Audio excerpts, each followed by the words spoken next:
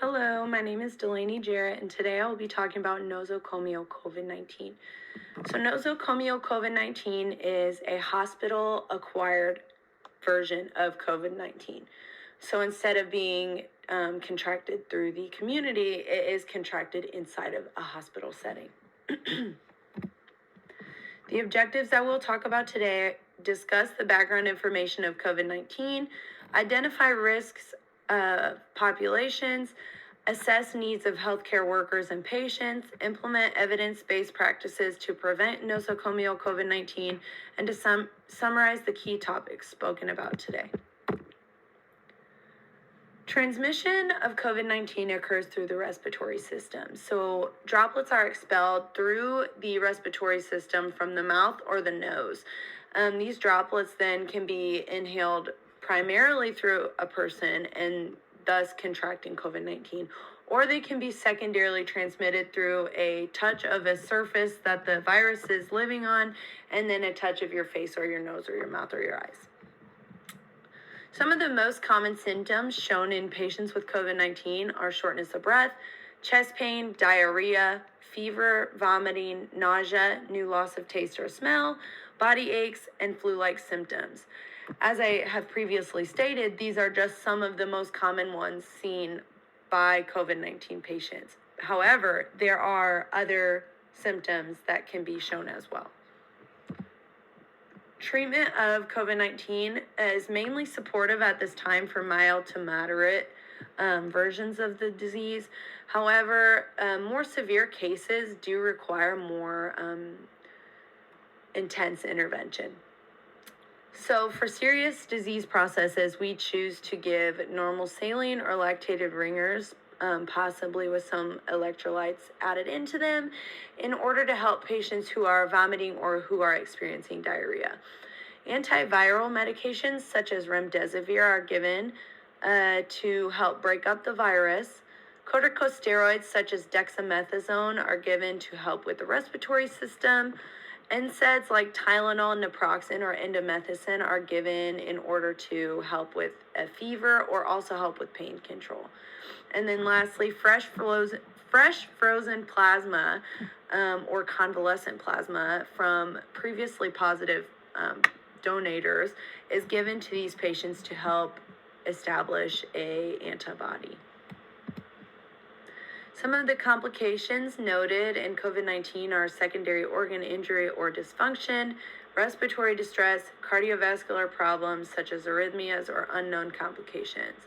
I did want to note that I put unknown complications because there are a lot of unknown things that occur after COVID-19. We still have a lot of knowledge left to acquire regarding this virus.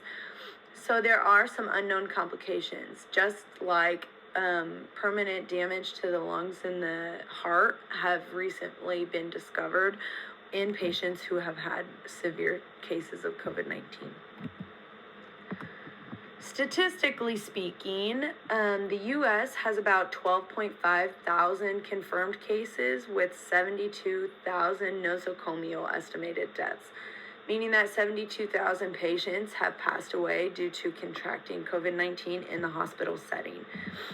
Indiana has about 304,000 positive confirmed cases, and Vigo County has about 5,752 positive confirmed cases. When I say confirmed cases, I mean that these are cases that are positive through laboratory testing. Because a lot of people will present with no symptoms or mild symptoms that are confused with a cold or influenza, it's hard to positively know the amount of cases that these statistics would reach if every patient showed the same symptoms. Lastly, on this slide, I did want to note that Indiana is within the top 1/3 bracket of positive cases in the United States. The current problem that we're facing with COVID-19 is a rise in nosocomial cases of COVID.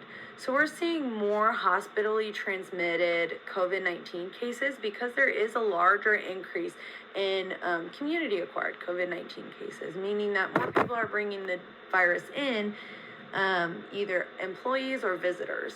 So it is very important at this time to protect the patients against nosocomial COVID because a lot of hospitalized patients are already at high risk for contracting new infections.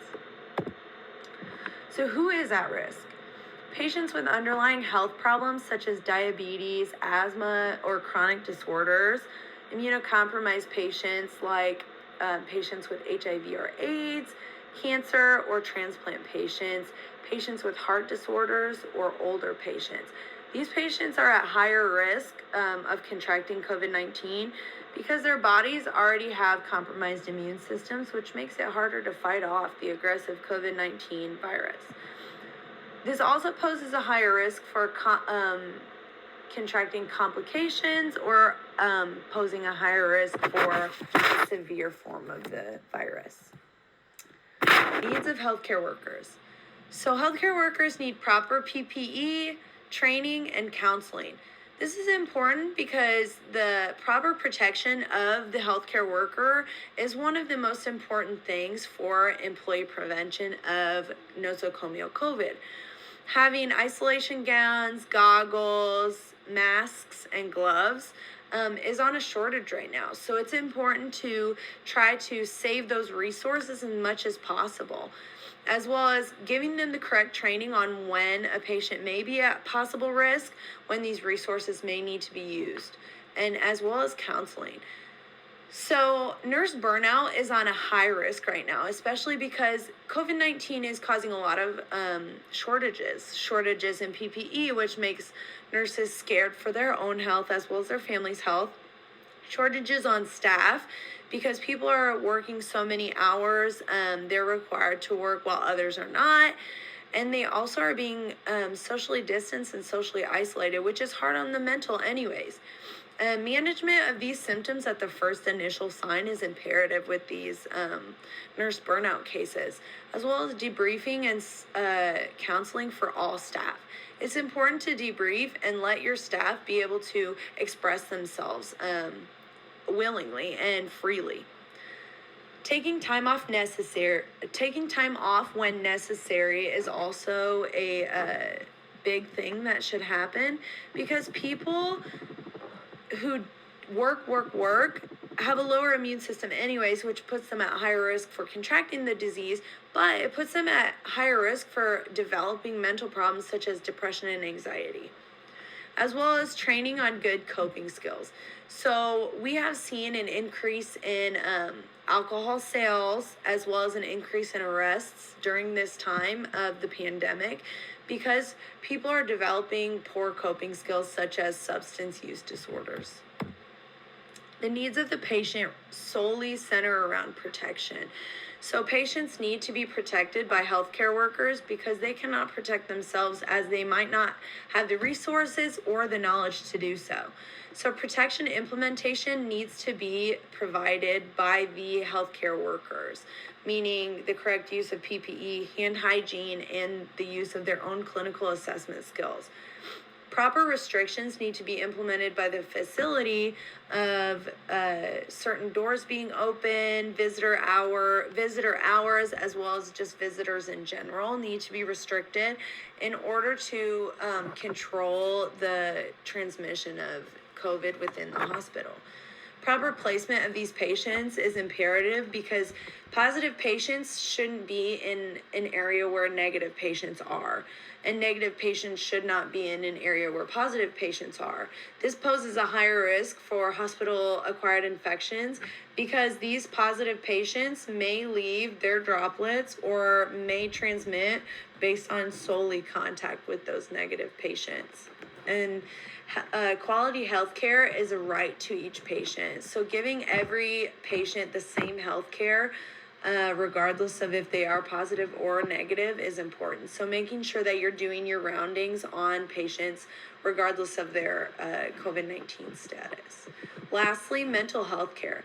Patients need mental health care the same way that employees do.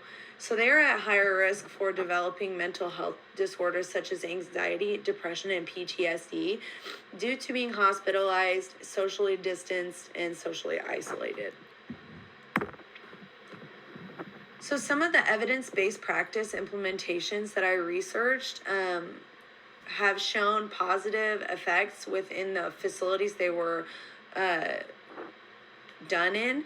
The first one is a root cause analysis to find ground zero patients. So Dr. Del Rio in Boston implemented a root cause analysis to find ground zero patients or ground zero transmitters, as he said in the article.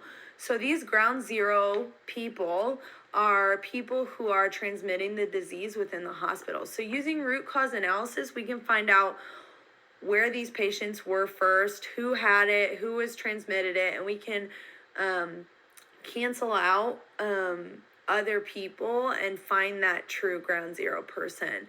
With the implementation of this root cause analysis, Dr. Del Rio saw a 68% decrease in positive COVID cases after the third day of admission in the patients.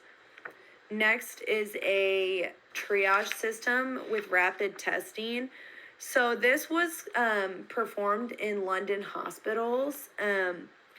Basically, the triage system is an assessment for patients to find the level of risk that they might have of having COVID or having contact with COVID people. So we're asking them if they've been in contact, have had any of the symptoms, have traveled, or are experiencing any symptoms, as well as taking basic vital signs like heart rate, pulse oximetry, and blood pressure to determine if they are at risk for having an infection. And then the rapid testing part of this evidence-based practice is to be able to place patients in the proper areas as soon as we can upon admission, so that we can treat and discharge and continue the cycle of getting patients in and getting patients out with proper treatment. With this, we saw a 59% decrease in hospital transmitted infections, as well as a 9% decrease overall in COVID cases. So the Joint Commission released a lot of guidelines on what to do during this pandemic, especially within the healthcare realm. I wanted to speak solely on the use of proper hand hygiene as well as the use of PPE. So the JCAHO comes out weekly with updated guidelines regarding PPE, what should be worn, what shouldn't be worn. For example, last week they came out with the fact that we needed to wear goggles because COVID can be transmitted through eyes. So, although there is no known data or statistics associated with this article, I thought that it was important to implement because the Joint Commission is an accrediting body, so their standards are some of the best and are valuable in the healthcare world. Next, I wanted to talk about multi-drug resistant organisms and incidences of COVID. So it's important to note that polypharmacy is the use of many drugs to treat one problem. The use of all of these drugs create a multi-drug resistant organism such as MRSA, VRE, or ESBL. This research article said that the proper techniques and guidelines from JCAHO and the CDC were implemented, which saw a 41% decrease in MRSA, a 21% decrease in ESBL, and an 80% decrease in VRE. So this means that because of these decreases, we can assume that COVID-19 within the hospital has also decreased with the implementation of proper PPE, hand hygiene, visitor restrictions, etc. This article also did state that because of the release of these articles and the release of restrictions for polypharmacy and the advisement of decreasing the use of antibiotics and antivirals on COVID patients, 25% increase in hand hygiene or hand soap use was noted within the hospital employees. Lastly, I wanted to talk about visitor restrictions. So the CDC recommends that visitors enter in one door and leave through that same door to be able to track where the patients are coming from and to be able to screen them effectively. So screening, you will ask them a certain set of symptoms if they've traveled within the past 14 days, if they've been in contact with anybody within the 14 days. A yes to any of these questions will turn a visitor away. A yes from about any of those questions of a patient will help be able to quickly triage that patient and to put them in the correct precautions at that time.